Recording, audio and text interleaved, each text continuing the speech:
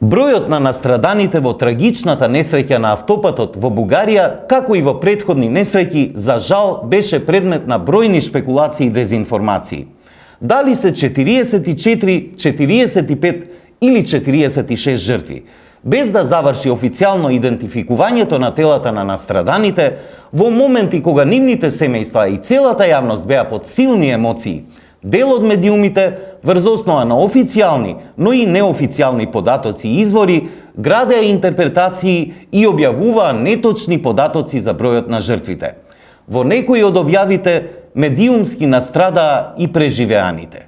Таков е примерот со написот на Инфомакс со наслов "Познат идентитетот на загинатите во автобуската несреќа во Бугарија", објавен на 23 ноември 2021 година, во кој се тврди дека Алса телевизија ги објави имињата на настраданите во автобуската несреќа која што се случи во Бугарија.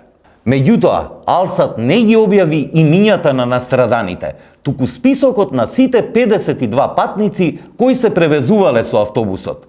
Иако насловот на Алсат е јасен, список на патници кои се превезувале со автобусот кој изгоре во Бугарија, а беше познато и дека сите 52 патници не настрадале, Инфомакс објави список со 52 имиња со наслов "Познат идентитетот на загинатите" и со опис имињата на настраданите. Практично, Инфомакс ги прогласи за настрадани и преживеаните патници од несреќата, што е тешка дезинформација и скандалозно непочитување на новинарскиот кодекс. Го издвоивме овој пример како најбрутален, иако критика заслужуваат и другите медиуми што шпекулираа со бројката на настраданите без целосно завршена идентификација на телата.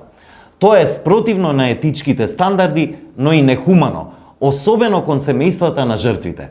Да се надеваме дека ваквите трагедии и начин на известување ќе ги гледаме што помалку.